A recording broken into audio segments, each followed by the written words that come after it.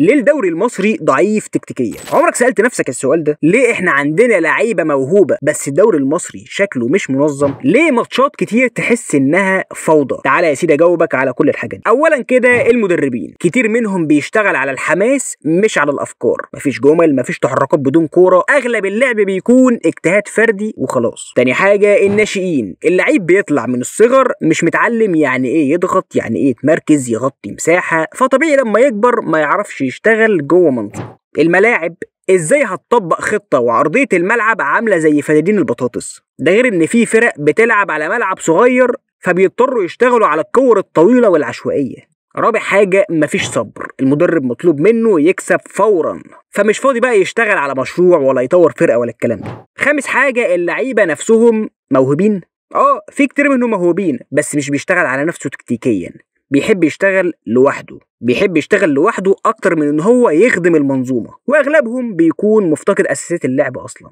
في الاخر بقى الدوري المصري فيه كوادر محترمه بس ناقصه عقل، ناقصه علم، والاهم ناقصهم التوجيه الصحيح. ولحد بقى ما نشتغل على التفاصيل دي ما تستغربش اننا بنلعب بنفس الطريقه دي من 20 سنه تقريبا. فبس كده يا صديقي العزيز، سلام.